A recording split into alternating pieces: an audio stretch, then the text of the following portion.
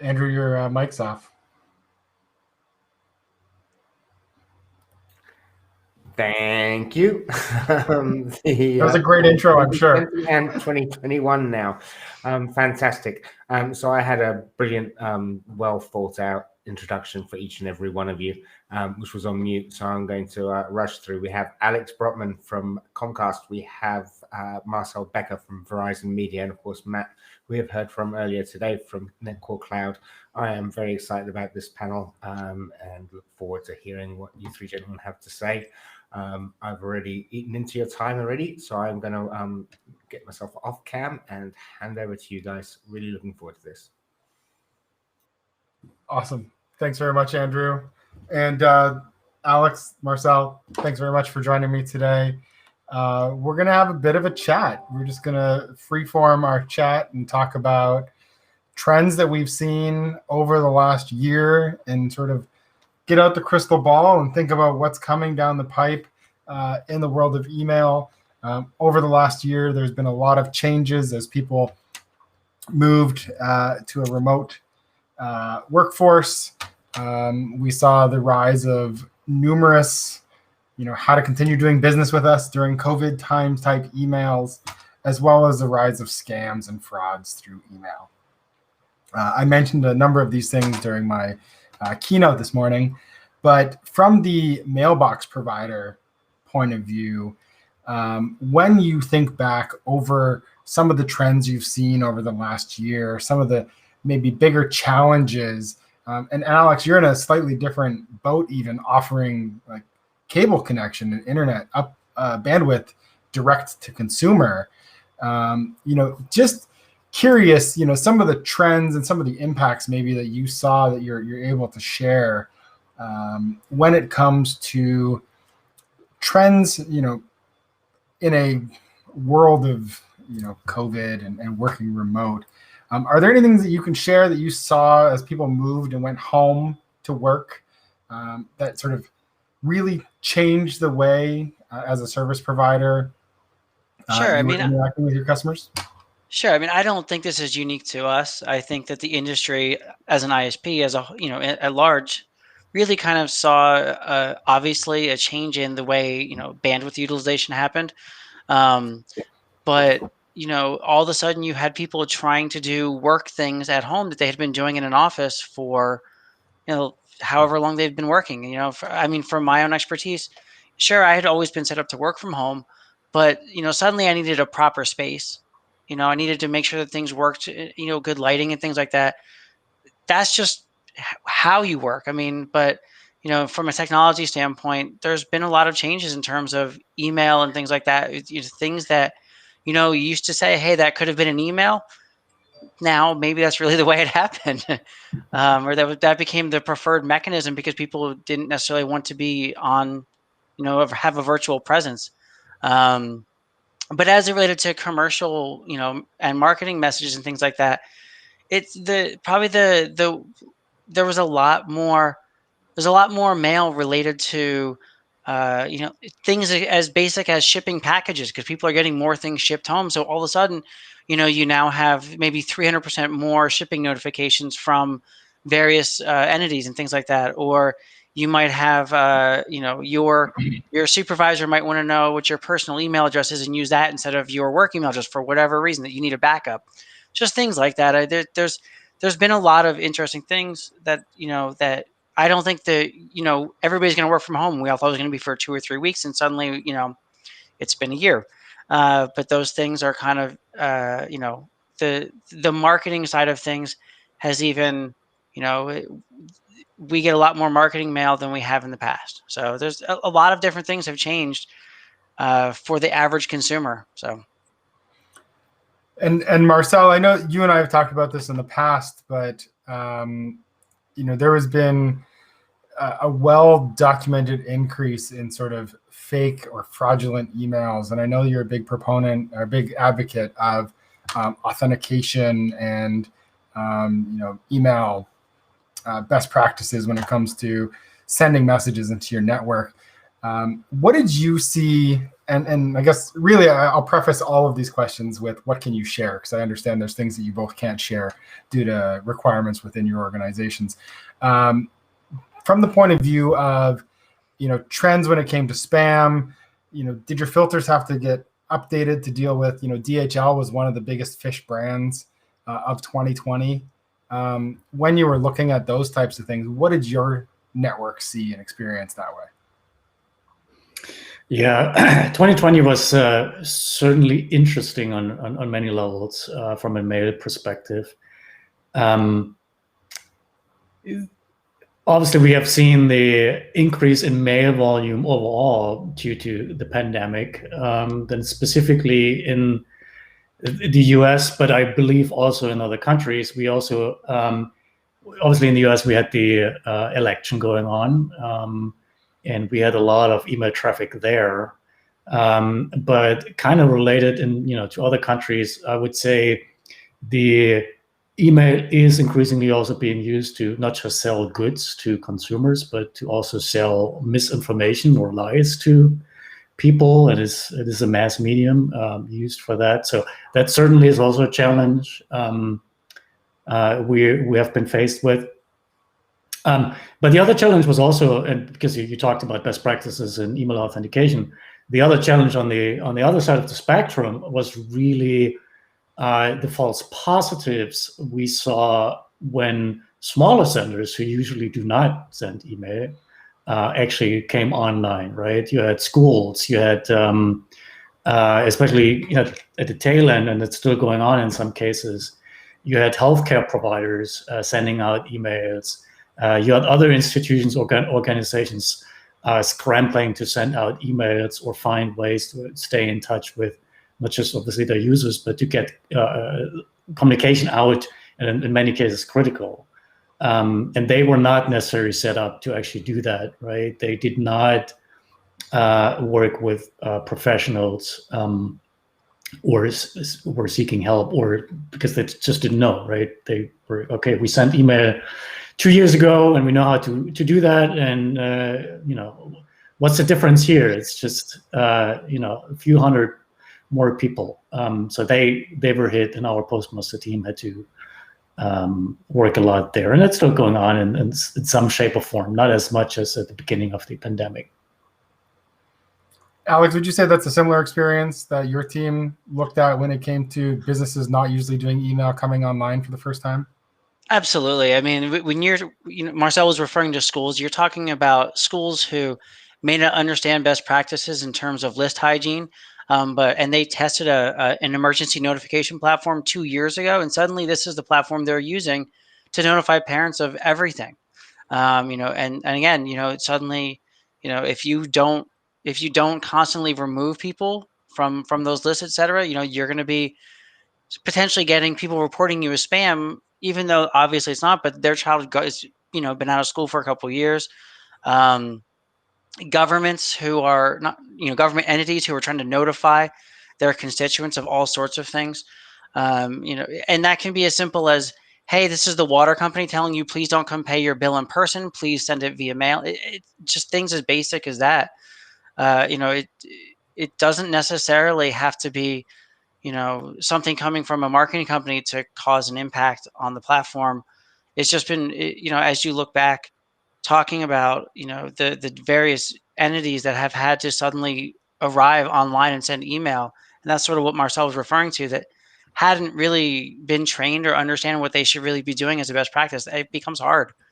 And from a mailbox receiver side, or from a receiver side, you have to be somewhat forgiving and be agile to help your customers, your users, have a good experience as best they can. So. Great. And I think, we did see the rise of the how to do business with us during COVID, closed, curbside pickup, those types of things. And in many cases, I would suggest some of the marketing that I saw was unnecessary, and it went to a much wider audience than it probably should have, causing a number of delivery errors, if you will, or delivery issues, because it would tank their reputation. In the cases of marketers trying to send those, what would be more informational, transactional messages, so not your typical marketing messages, do you have any advice for them on how to do that better in the future, when they're looking at these types of, whether it's even privacy policy notices, or looking at Australia as an example? They've gone back into another lockdown. So again, businesses now need to communicate with their customers to say, we're no longer available in person. Any suggestions or tips for brands thinking about these types of communications in the future? Maybe Marcel? I mean, I know it's hard, right? There probably is no silver bullet or a straightforward answer, but as with always, from a business perspective, like, don't panic. And that's probably easier said than done, especially when your business is on the line, right? But think about, what do you really need to communicate, and to whom, and is it necessary, right? And then also, I always like to compare online communication, especially email marketing campaigns, to the offline world, right? Think how you would talk to people if you have a brick and mortar store, how you would do that. And there have been some really interesting examples by other companies who worked with experts to, not literally, but in a way, transfer the offline experience into an online experience, right? How would you talk to your customers? When is the right time to talk to them? What do you need to tell them? What do you need to show them, right? What is the right follow-up after they did something? And similar advice, probably, not just a blanket, hey, we're on a lockdown and you can't come to the store anymore kind of message. Chances are your consumers already know that, right? Or maybe that information, just like you post a notice at the front door of your store, probably just put it on the website. Maybe that's where people can find that. But yeah, think a little bit more. Maybe pause for a second and see, because it's easy just to gather a bunch of email addresses and hit that button, that magic button, which then just spits out 100 different copies of the same message, and gets you into trouble potentially, and just increases email fatigue on the receiving end. Right. And, Alex, I think, again, you're in a bit of a different situation, because you actually, I think, have brick and mortar stores as well. So your company would have been sending similar notifications. Is this something maybe in the past that they've just done and not worked with the abuse team, or do they consult the abuse team on any of these sort of programs in the future or in the past? So it's interesting you should mention that. I've made it pretty well known within my company, for those that have talked to me, that if they have questions about abuse and things like that, I am happy to be made available. I will sit there and talk with anybody who's willing, to have a better understanding of what a good practice is. Some of what Marcel was talking about. Stop and think for a moment. If I've done business in the last year, so let's say everybody uses 365 days of engagement with 200 companies, and suddenly they all go into lockdown, am I going to get 200 messages within a 36-hour span that are just going to tell me, hey, we're back in lockdown? Is that, or this is how you can reach us? And I get it. For some companies, maybe that's more important. Like if I had ordered something and I had to go pick it up in 2 weeks, definitely send me a message. If I haven't talked to you in 9 months, maybe let it go. There's a lot of stuff. There's a lot of messages that I've received personally over the last, year or so that just seemed unnecessary. But when you're talking about, from a consumer side of things, as Marcel sort of mentioned, the email fatigue, the COVID fatigue, there's a lot of it. And just, we still get messages where people, restaurants are, and I realize that everybody wants to get back to business and things like that, but, restaurants are sending out weekly updates about their, current protocols or whatever it may be. And I don't know if that's necessary. I don't have a reservation coming up. I don't, and if I'm going to show up or just call, I'm sure you'll tell me when I get there, or I'll call ahead and find out what if I'm concerned, that sort of thing. So, this whole conversation ties in nicely to the earlier part of the day. We talked to my keynote, we talked about over messaging and fraud. We've talked about the CMO session that just happened around the right message at the right time. And it's nice to see that, you guys are talking about the same thing from the recipient side and the mailbox provider side of limit your messaging, look who you're targeting, think twice before sending. It's a really sort of nice and consistent message throughout the day. What about now, we're, like you're saying, we're seeing the opening back up messaging. Any advice that you would give to the attendees today about, is this something you just start to slide into your existing message versus sending a dedicated message for? Just, put it at the top as a banner, like, hey, we're open, come join us, or click here to see what our protocols are, as opposed to dedicated sends. Are these sort of tactics you would recommend that people consider or look at when messaging to consumers? Maybe Alex first, and then Marcel, I'm sure you have an opinion on this one too. I would say, sure, if you can build it into an existing message, then why not? Or, if you're saying that you only have, 20 characters of a subject that you think can be displayed, then maybe you take those first 10 and say, hey, we're open. And or something like see inside or whatever that may be. But, you really don't want to give your recipients a reason to mark your messages as spam. So, if you're going to send them something that's just a 2-line sentence that says, hey, we're open again, these are new hours, whatever, that could have, you're right, that could have been somewhere else in a message, or it could be in every message and say, this is our current, at the bottom or at the top, say, this is our current, these are our hours, this is our protocol, this is, how we expect to interact with our customers via, order ahead, call ahead, whatever it may be. We'll meet you at the curb kind of thing, whatever it is, or if you're a larger store, you can say, no changes really for us. We're still shipping online. We're still using our standard shipping protocols and everything like that. The only thing we don't allow right now is we don't do signatures because we don't want anybody that's, doing the deliveries to have to talk to another person face to face or something like that. And those are the only differences, so if you're ordering a $10,000 piece of art, there's no signature required. It might disappear from your door. So be aware. Marcel, what are your thoughts on that? Similar to what I said before, right? Think about what is necessary and what is the message you actually want to get across, right? I like the idea, and actually I've seen that as an example. It's to leverage some other event and then basically bundle it and make it something worthwhile and important for your consumers to actually read it and open that email, right? So there's a company I'm a huge fan of, and they actually did a one-off event where it said, hey, you're a valuable customer, come meet us at this beautiful location. And oh, by the way, here's everything else what's new, right? Then it means something versus just, hey, we're opening it.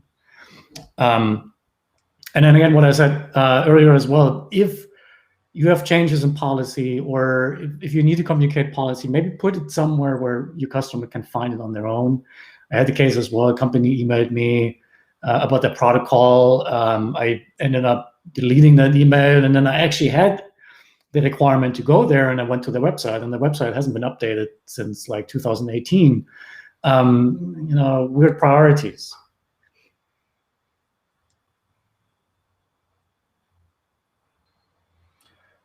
Great.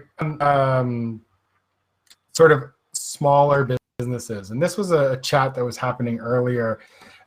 For small businesses that don't need a lot of volume, it's hard for them to build sort of enough signal for the anti-spam machine learning platforms or AI platforms to really give them a solid reputation as they continue to evolve and come out of this pandemic mode. Are there suggestions you would give to small business owners, maybe only sending a couple hundred messages a day, to help them better improve their deliverability, especially if it's like transactional messages and things like that that are very important messages, and maybe sort of newer streams to them, so they're still learning about email, but these are those shipping notices that are extremely important to these small businesses. Are there any pieces of advice that you would give them to say, if you were to learn one thing or two things, do these things really well? I would say it's the same kind of similar answer. It is, have a plan on what you want to say, right? And I think at the end of the day, your overall volume doesn't really matter. Like if it's consistent, even if you just reach 50 people, 100 people or so, but if you have some consistency in when you talk to your customers and how you talk to your customers and things like that, that will train the same AI filters, right? It should be enough signals for us to handle it correctly. If the audience engages with it, don't knee-jerk, like, just send a spike here because you feel you need to tell them that you're now open and things like that, right? Just have a plan on what your online communication should be. Just like you hopefully have a plan when you talk to your customers when they actually are in the store, right? The difference is, how you talk to customers who just walk on or just pass the store, right? Your window, just look into the window, and then when you actually enter the store, right? There should all be strategies and tactics on how you talk to these people and what you talk to them about and stuff like that. And the kind of same applies to online communication, I think.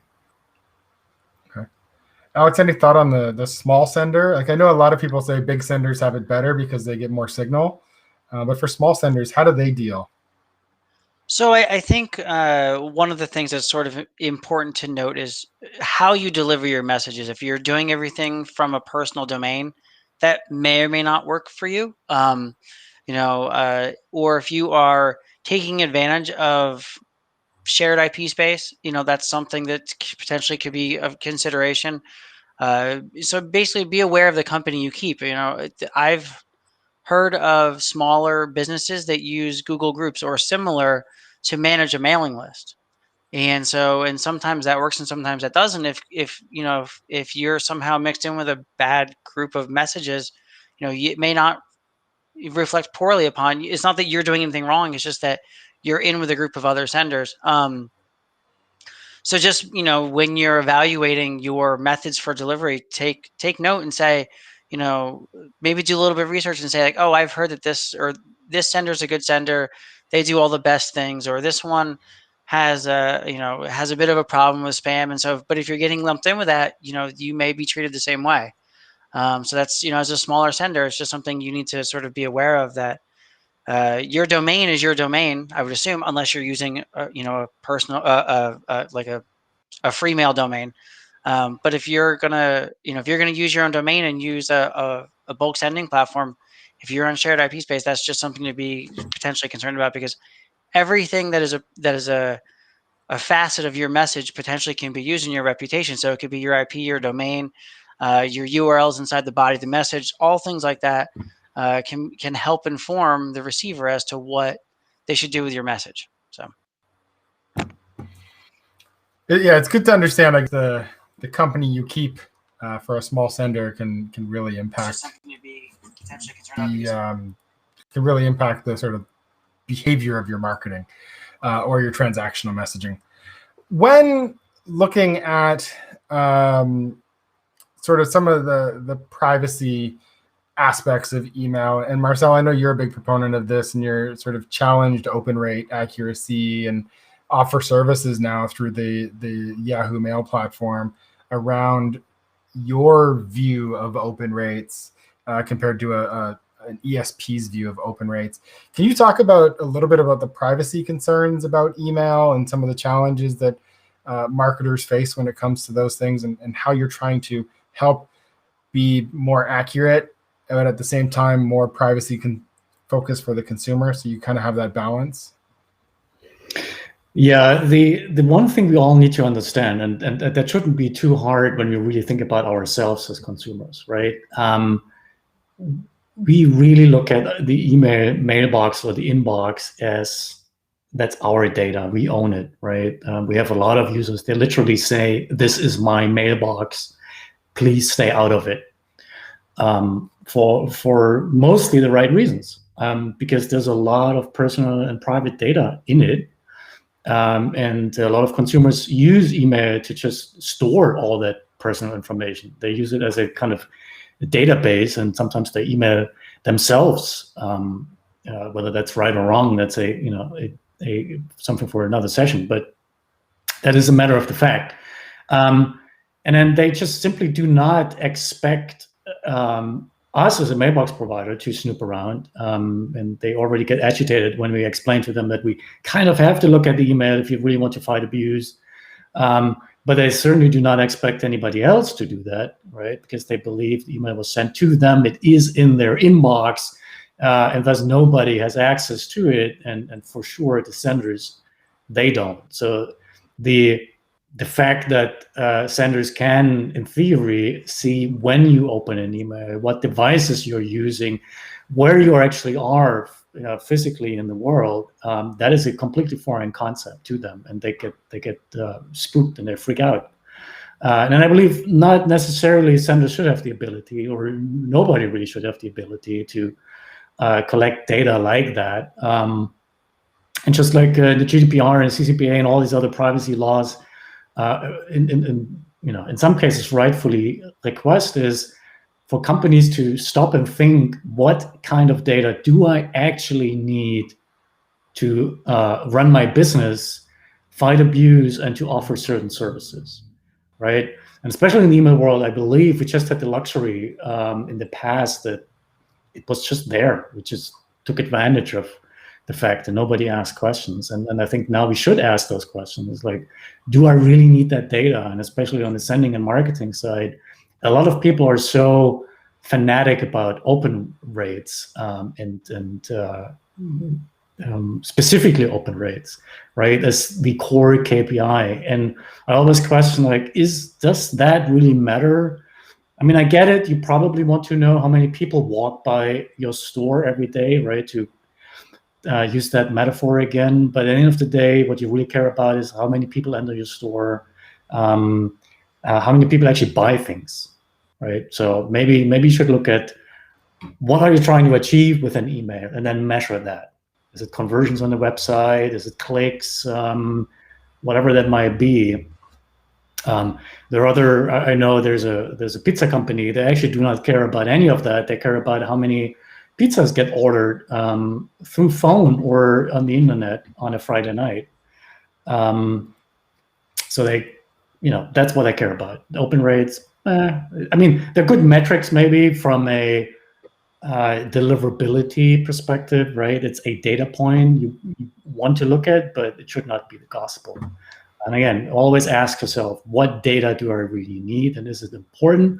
Or can I even get away with maybe not knowing specifically where Alex was when you opened an email? And is it okay if I know that, out of those 100 emails I actually sent to my customers, 30% opened it or 30% clicked, right? Is aggregate data enough? Yeah, as a big privacy fan myself, I think about this a lot in regards to how much data is necessary. How can you use it more in aggregate than you can at the individual level? So I certainly think there's a lot of improvement in the industry that we could continue to drive. I think things have changed quite a bit as well with GDPR. It's made people think twice about how much and how long they hold on to data. Alex, from that point of view, right, there is the idea of email being proxied. It probably was one of the originals that proxied all their data through their platform. Gmail does it quite a bit. Marcel, I believe you guys do it at Yahoo as well. Is this something that sort of providers like Comcast are also thinking about doing, to help minimize some of that sensitive location data? Or is it something that...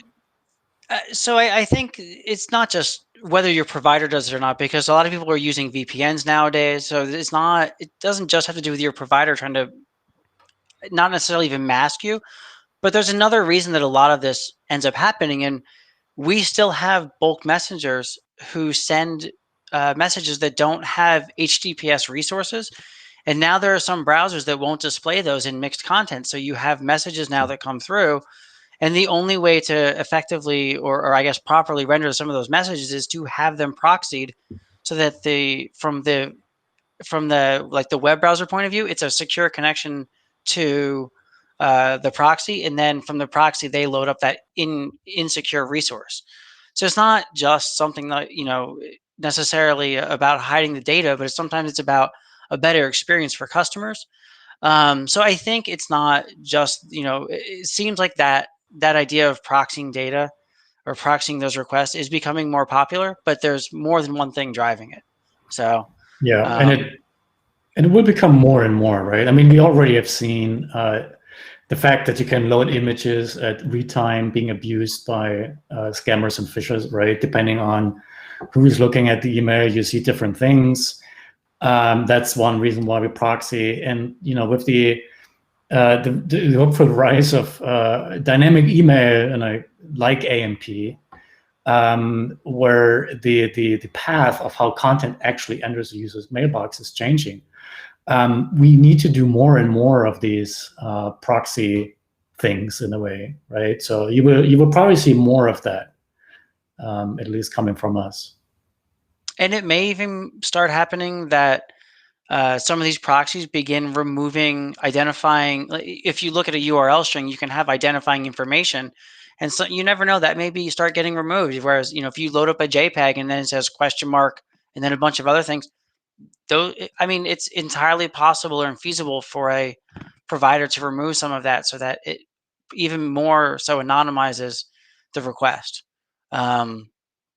But we'll have to see how it goes. I mean, it'd be nice if the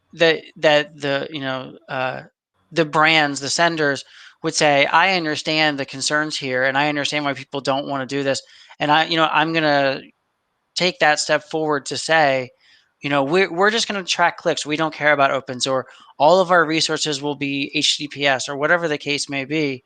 But if you're allowed, they take that step forward, then that's a way to move the whole industry forward, I guess. I think HTTPS in email, well, it's already supported by many. It's something that needs to continue to be adopted and pushed forward. I have definitely heard that there are still nice to have. I've heard that there are ESPs that still charge extra in order to use HTTPS, which is I don't know which ones they are, but I've just heard those stories, and I wish that would not be the case. So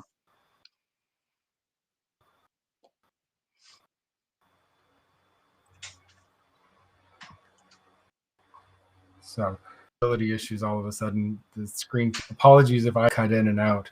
When it comes to now that we're talking about things like HTTPS and such, about authentication, and the three of us work together in the BIMI working group, which is a strong advocate for strong authentication. And Marcel, you were the first to adopt the BIMI standard in the UI. Is that something you can sort of share some of your experiences with, and how the brands have responded to that? And then Alex, I know you've been sort of working with that as well. I'd love to hear your perspective on the future of BIMI after that. Sure. Yeah, so I mean, the reason why we adopted BIMI early, or why I'm a huge fan of it, is twofold, right? On the one hand, it is a tool which allows brands to publish their logo and basically allow us to use it in our UI, which is something our users love. And on the other hand, it helps promote or implement security standards like DMARC, which we like because they tell us who somebody is, or at least point a target at the bad actors, so we can identify them too. So that's why we love it. We see actually quite some traction. Like if you really draw a chart, there's kind of like a hockey stick adoption since we launched it in, I believe, March 2018, and hopefully there is even more, and hopefully people will use more and more email authentication as well. We are working with the ECO right now, which is an organization in Europe, on actually looking at how can we require even stricter or more email authentication to be actually accepted into inboxes, right? It just makes sense. I don't want to say no auth, no entry, but at some point we have to get there.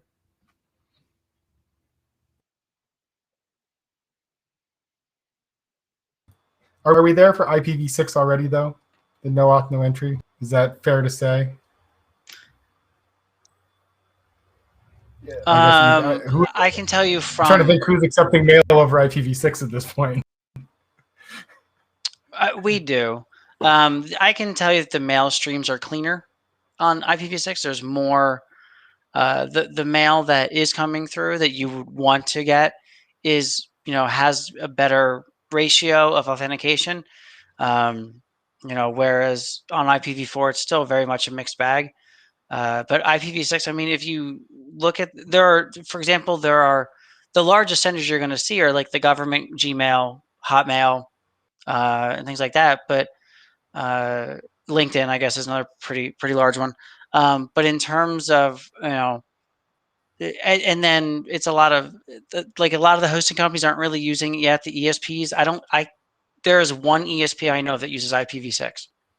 And again, we're largely a US based provider. So, I mean, that may be skewed a little bit. There may be some in Europe, et cetera, that are using IPv6, but there's one that's large enough to show up on my radar that uses IPv6. Otherwise, and I don't understand it from a receiver point of view. It seems like, if you were to get a /32 in IPv6 land, and as an ESP, all of your customers could have their own /64 and have, a bunch of IP addresses available to them.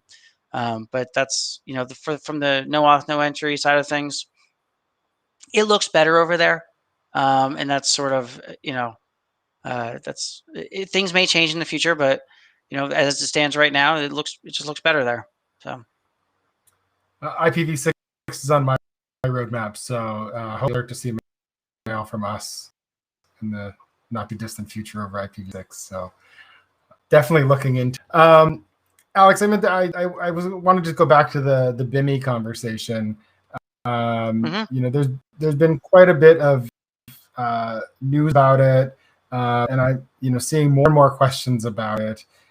As brands are looking to adopt authentication and BIMI, do you have any recommendations for them on things that they should pay attention to, or maybe things they should prepare for now so that they're ready for when they are ready, like when they get ready to implement BIMI? I mean, one of the requirements obviously is an enforcing DMARC policy. So you have to be at quarantine or reject. So working toward those today is probably a good step, a good start. Those requirements are, I mean, I'm not aware of any mailbox provider working with BIMI today that is going to relax those to say, oh yeah, it's cool if you use none. That's not, I don't think anybody has said that. Another thing that I would suggest is, get to the graphics format that is part of this is a little bit different than what a lot of people have used in the past. We're relying on vector based instead of raster based. So the vector base is an SVG. A lot of people know what that is, but when it comes to logos, many people really haven't tried it with their own logo. And so we've, had some growing pains there with some people who haven't necessarily used those before, and trying to, make sure that it looks correctly, renders properly, things like that.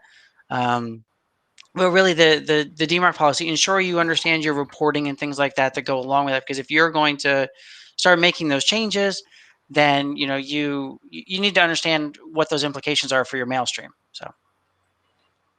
So plan now for the future for when you want to implement Bimmy.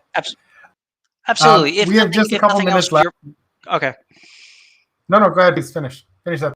I was going to say, if nothing else, you're still protecting your domain and your brand. Even if you never decide to launch Bimmy, you're still helping yourself. You're still helping your customers. So great. We have a couple questions that came in from the chat. So Andrew has been nice enough to extend us a couple minutes here so we can get to the questions. This question, it's Gmail specific, but I think it was for any mailbox provider. So the question is, why do mailbox providers make it so hard for the average user to whitelist his address? Is that, maybe my experience is maybe different from the sender or the recipient point of view, but the perception is that it's hard to whitelist somebody. Any thoughts on that, actually, Marcel?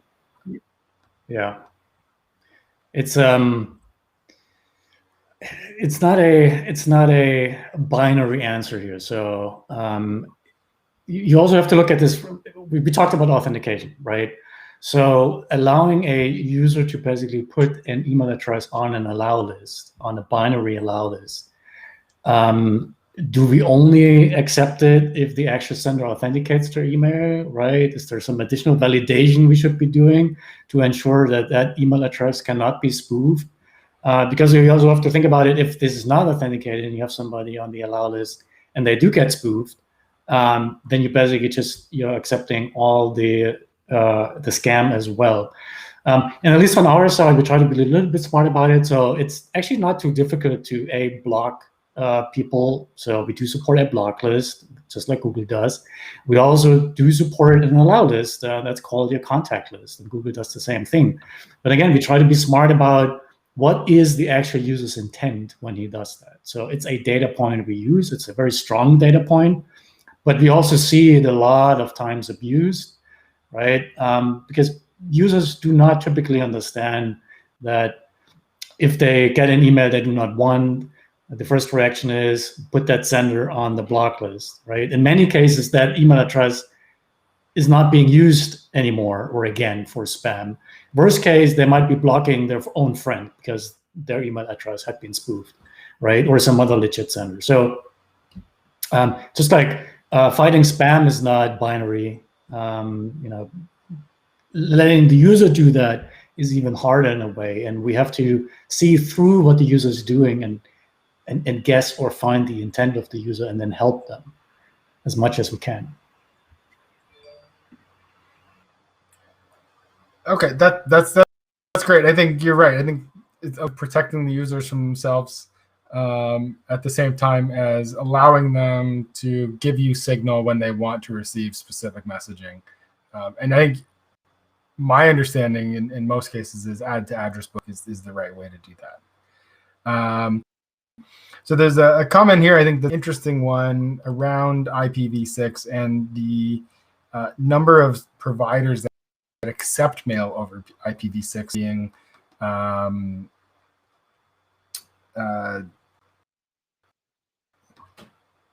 sorry, let me just read this again. ESPs still do not even recognize sending IPv6 addresses. Most mailbox providers accept now, at least the large ones, but senders don't initiate. So maybe that wasn't so much a question as a comment.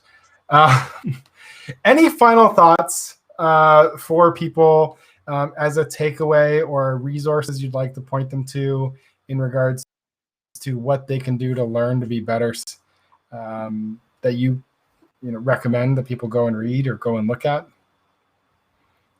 Maybe Alex first.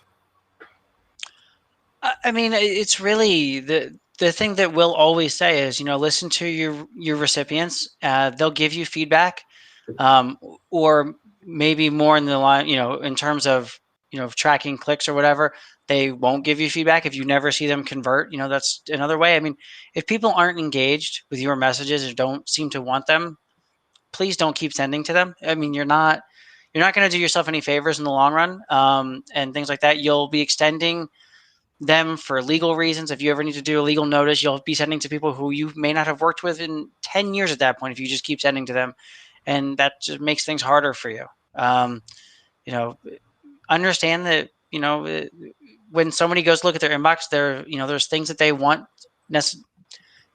to see, messages they want to see. And I realize that sounds silly, but if you keep sending them things and they're not engaging, just they're telling you effectively that they don't want your mail. And if they come back to your site later and they use it again, I mean, it's not that we don't remember as recipients, we don't remember who we bought something from the last time. It's just that we didn't need to buy anything in the last year. So yeah, Marcel, and I would any say resources. Most of the receivers or mailbox providers have best practice documents online or FAQs. I would recommend to read them as well before reaching out and asking questions. They touch on engagement, they touch on authentication. Or if you don't want to bother with that, then maybe you need to spend a little bit more extra money and find a consultant or find somebody who's an expert in that, and they can do the work for you. Other than that, what Alex said, even outside of that, is put yourselves into consumer shoes and think about, do you want to get that piece of email right now?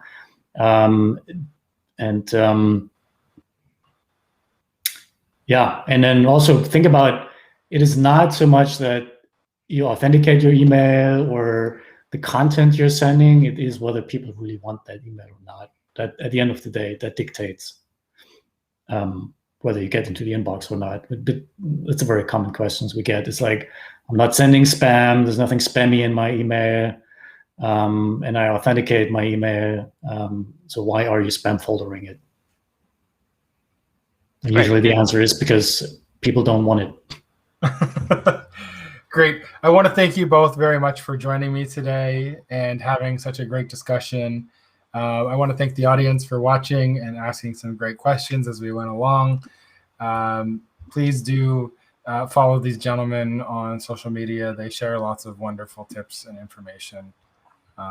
And thank you all for being with us today.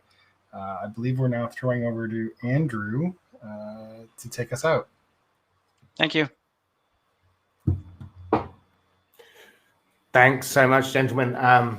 Really appreciate your time there.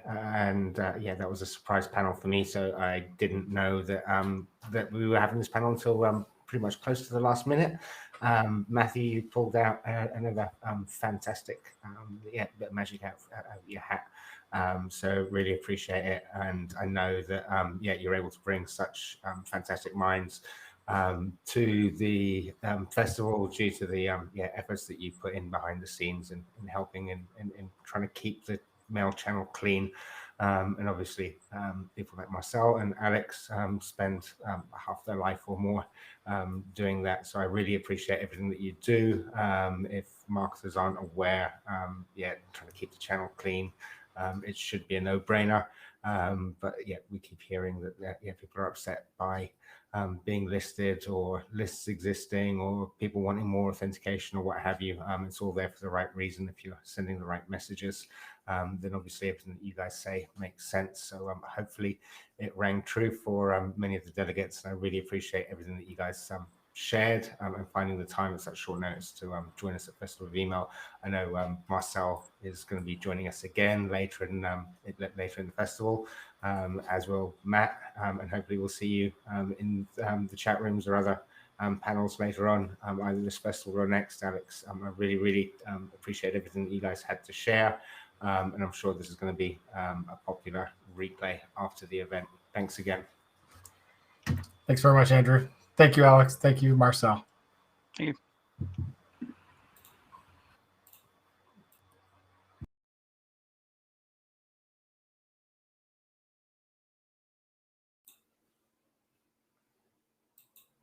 So that's a wrap for the first day at Festival of Email, and what a way to do it. That was a great panel. So really glad of their time, as I pointed out. Later on this evening, we have got an in-person meetup in Miami at the Hyatt Centric in Brickell. So if anyone's watching from Miami, do try and make your way down there. I think we've got enough space for half a dozen or more people. If you, as long as the weather holds out and it continues to be good weather, otherwise it'll be indoors and it'll be a little bit less spacious. But hopefully the weather holds out. So I'm excited to see the pictures coming in later from the crew that will be in Miami. I've got some things to help organize remotely in terms of photographers and things. So I'm going to have to cut out. I know that Nelly's set up one-to-one networking for you on the Hopin platform. So you guys will all be able to, guys, girls, boys, women, everyone. Sorry for the, exclusionary terms there. But yeah, everyone is welcome to join the networking. And we'd love to see you there. And we will have a huge amount of content tomorrow from the stage live in Miami. So Ryan Phelan is the MC, and a huge number of speakers. And we also have the Email Expert Awards for ambassadors. So very, very exciting day tomorrow. If you haven't seen the message from Marcel Jordan, this is how we do it. You should check out Twitter, and there may be another surprise in store for everyone tomorrow. Really looking forward to that. It's been a long day for me, but it's been a really, really good day. And I want to say thank you to the delegates. I can't believe how much support we've had. People have put their hands in, dug deep. We've sold tickets across all classes, all bands, and everyone that's made any kind of contribution whatsoever. We are extremely grateful, and it's only with your support that we're able to do this. So humbled by all the support that we've had. Really excited to be launching the Email Expert membership program, and we definitely now have enough money to fund the mentor program. So that will be coming shortly, and if you've already signed up for the mentor program, keep an eye out for it. We will set up the booth again later in the festival for more people that are interested in either being a mentor or a mentee. So very excited about that. That's a program that we put together from our headmaster. So I'm really excited about that Email Expert project. I think there's a lot of great people already enrolled as mentors, and an incredible number of hungry mentees to choose it and helped along. So if we can help facilitate that, we're very happy to do so. Again, let your friends know if you think you've found value and you believe the rest of your company would, or many people in the world would find value. Do suggest that you check out the corporate ticket, and that gives everyone in your org access to all of the events, all of the sessions, and all the recordings after the event, and some special bonuses. So keep that in mind, and look forward to seeing you all tomorrow. Take care. Ciao.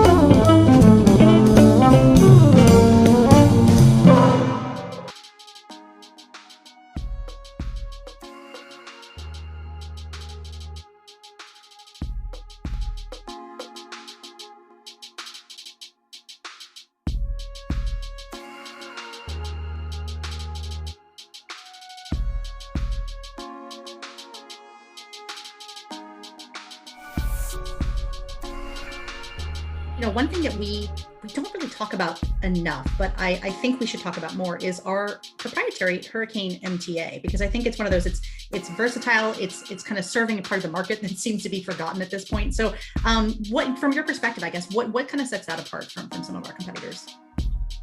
I think there's a number of things. One, a lot of our competitors don't have their own homegrown MTA. So that is absolutely an advantage for us. And the fact that it's extremely flexible, we can do customizations that I know a lot of our peers cannot do. We're still evolving it. We're one of the few folks out there that have both a cloud offering as well as an on-premise offering. And I think there's a whole world of people that want the cost benefit of what on-prem offers, but don't want the kind of the overhead. And they like the flexibility of cloud and that infinite scalability and that flexibility. And so combining those two things in a hybrid product, I think is really compelling and something that we're actively pursuing and working on.